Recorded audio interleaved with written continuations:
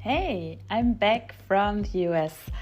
I just gave my TEDx talk 2 weeks ago, and I want to share a little bit of the journey towards the TEDx talk and some of the learnings, especially since I'm bridging the time between, many people know that I flew over there and asked me how it went, and I'm all excited, yet the talk is not publicly available.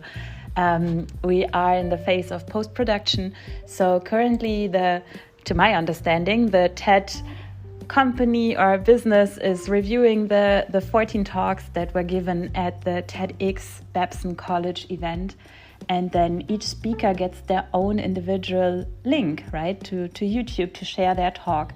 And that's kind of the magic or the business model behind the talks that, the talk is really only available on YouTube with this one link, and therefore all clicks, all algorithms can work with this one version. So as we wait, I am asking currently myself the question, who needs to know about my topic? Relationships are the currency of the future. It's time to invest. Who needs to hear that I am giving a TED talk about this, so that when I have the link and when it's available publicly, we can share the message, we can spread it, because the feedback that I'm receiving and also my own inner guidance is telling me I want this really to reach many people and inspire hearts and souls out there. So if you know someone who needs to hear this, if you know someone who has a far outreach, please let me know or connect us. I do have a beta version to the talk, so you can see it and get a feel, and then we can see how to spread the idea, because I truly believe that, especially in times of digitalization, AI, more and more, let's say, hustle and optimizing, we are at the same time asked to lean back into the other extreme. From one extreme to the other, we are more than ever asked to remember what it means to be human, instead of trying to compete with machines or trying to have all the things put into a box of either 0 or 1, right or wrong. Humans can see far beyond that and can sense far beyond that, and I think it's time to remember that. So, but here we go. I have been asked quite a lot about, so how did you do this? How did you all of a sudden get the chance to speak on a TEDx stage? Like, how do you become speaker? And since it's not my main profession to coach on that topic, I just want to do a quick share about the journey, so that I can always point towards this podcast episode or on my LinkedIn post. For me, to be honest, it was faster than I expected, and so easy in a way, because I think it's like years and years and years leading up to this moment. So my journey was really a momentum in October last year, when I sat down and kind of visualized some of the next step goals, and I wrote on my wall TEDx. And it was within 5 days that I saw a newsletter in my inbox from my alma mater, from Babson College, where I studied, that said, applications for TEDx. And it was only then that I realized that Babson College has been hosting TEDx talks for the past 8 years.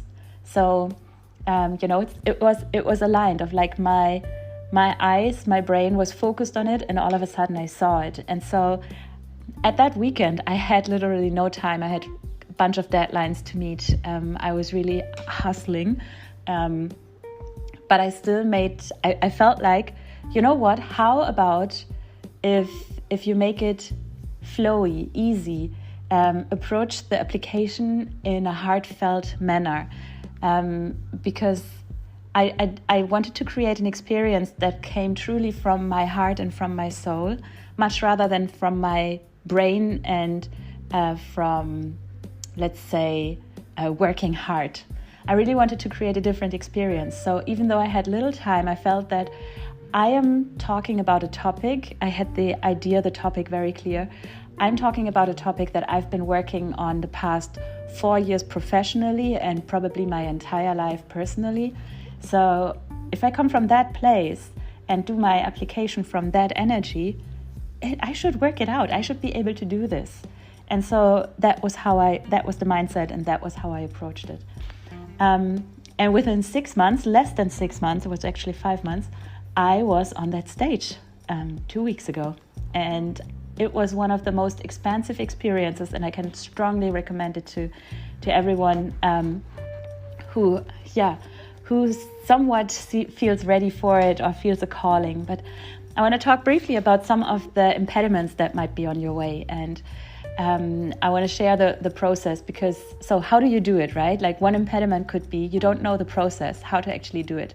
Another impediment could be you don't know your theme yet. Another impediment could be you fear the competition, you fear the rejection, or another topic, and that is, once you have passed all of that, but sometimes even beforehand, you fear public speaking, you fear standing on stage, and therefore you don't even look at that.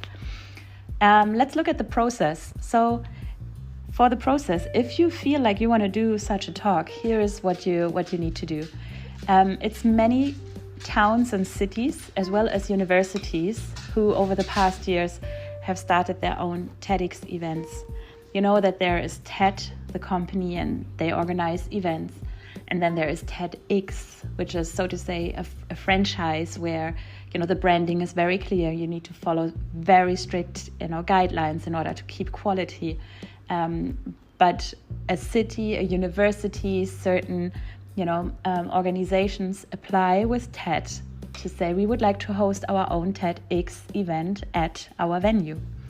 So choose maybe your favorite stage based on a city, a town, or a university, or, keep your eyes open for that. Maybe even just, check online. Does this city have a TEDx event?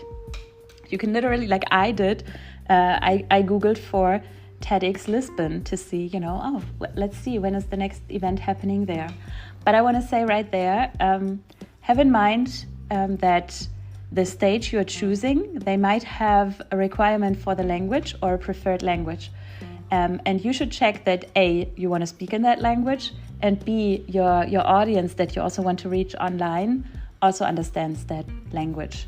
So for me, going to TEDx at Babson College, it was a perfect fit.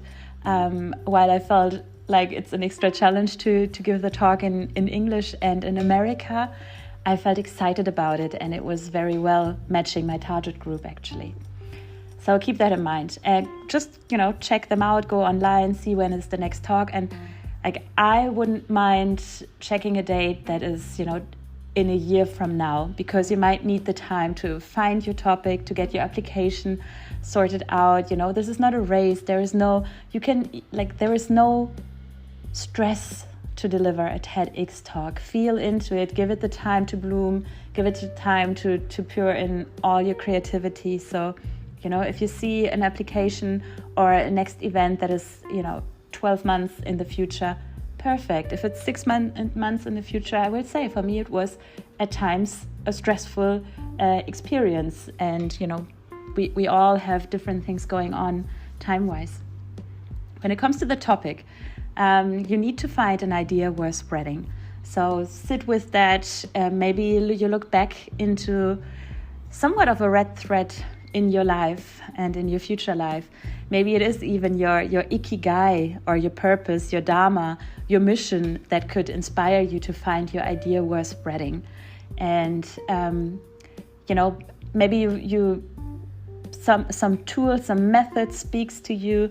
Think about what would you like the audience to take away from your talk, like one thing to take away, and then see how you can have a personal story that shows somewhat of your transformation. You came from A, you used this method, this tool, this happened, this mindset shift, and then you transformed into B.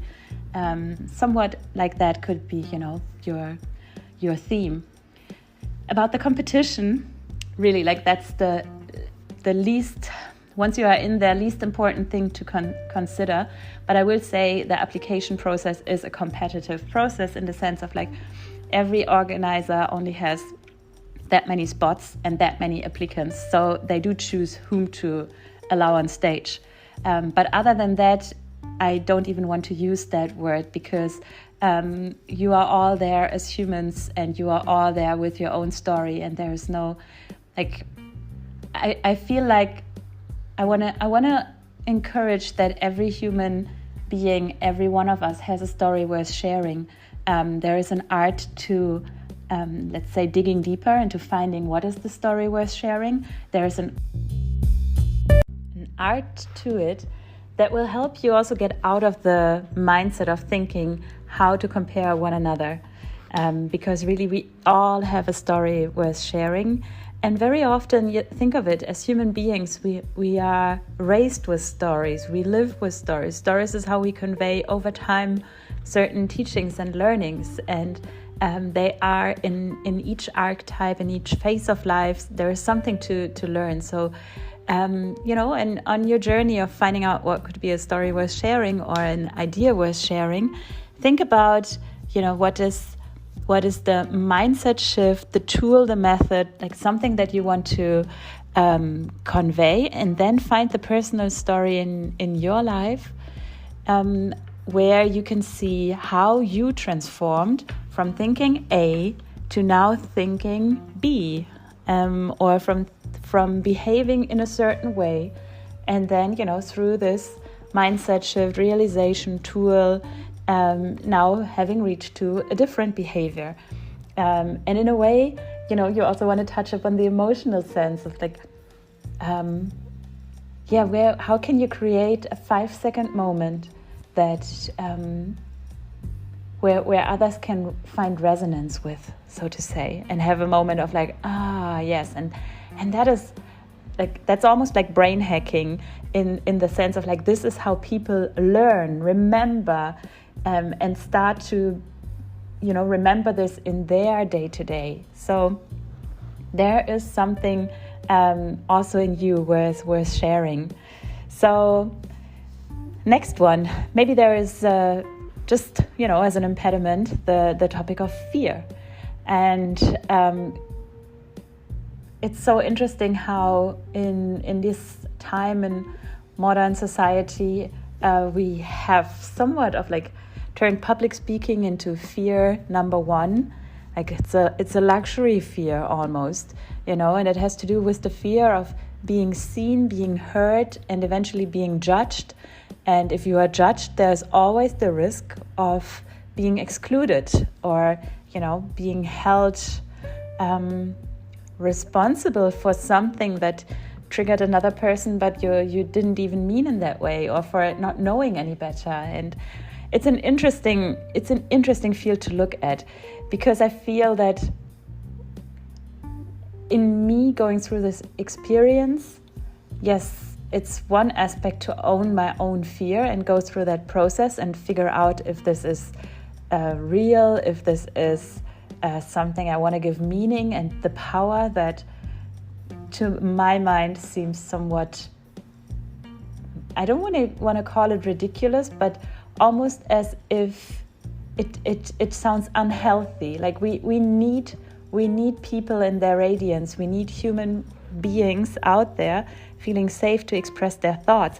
After all, that's what I've been doing the past almost decade, working as coach, is to empower people, teams, leaders, couples, to dare expressing more of their authenticity and expressing their thoughts, feelings, ideas, and to feel safe being heard and seen with that. So this idea of me going on stage and being held back by the fear, it felt no, it's almost unhuman, and trying to get rid of it.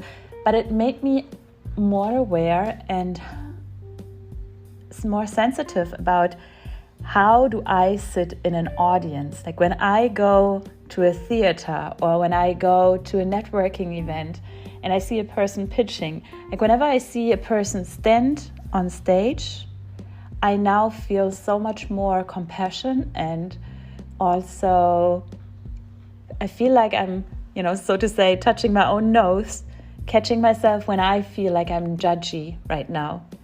Do I really, is that really my best way of showing up if I were to judge that person for, let's say, having said a thing in an awkward way or silent, or if they say something and I'm not of that opinion? What do I make it mean versus can I see the bravery it took for that person to even go on stage? Or can I see the courage this person has worked on over the years, maybe also, put themselves out there to go through a journey of now confidently standing there? Can I see that, and can I honor that, and can I just take it for just that, and be in awe and inspired by that, and then be okay with it not being what I want to say or not being my opinion? And so in a way, I wonder how the world would look like if we were all working towards making stages more safe. What would happen if we were to take out the judgments? And it starts in the small, right? It starts with, listening to a friend and taking out the judgment, practicing right there. Thank you for, being honest with me. Thank you for, risking that I potentially might judge you for something, and I really don't want to. What would the world look like, or your day to day, if you were to take out the judgment, and if you felt safe that others would take out the judgment, and instead see appreciate the confidence, the effort, the trust that it takes sometimes to be seen and to be heard. So those are kind of the impediments that I want to talk about. And then there's many more helpful things to consider when you apply and go through that journey. But these came in an instant to my mind. And I think when I started and shared in a way that, I wanted to create a journey worth remembering, and I wanted to invite the ease on that journey. I really believe in these mental changes. So to say, in the beginning, I already signed up for a joyful experience, and I visualized that in front of my in my head, and I wanted to tap into, if I love what I do and I do what I love, then it feels easy to talk about it. It feels easy to convey a message. And so to say, I don't need to learn about all the perfect methods to convey a story, because in the end everything is frequency. And if I share my story from my heart and with the energy of love and authenticity, then it will naturally flow, and I think people will hear that. So that was kind of my mindset on that journey. And that way, I will say I enjoyed the process, but that doesn't mean that it was always easy, and it doesn't mean that were not some moments that were bittersweet or really hard. And I could see how I grew over the journey, and I'm so proud to see the trophy, so to say. We received an award after the event, and I see it, and it's connected with so much joy and pride and growth, and humbleness and gratitude for the people that made it possible. It's definitely a memory worth keeping and sharing. So I want to encourage you, if you ever feel the call, have a look at it. And let's see, I think this is it for now on sharing about how to become, what it takes to become a TEDx speaker. Thank you for listening.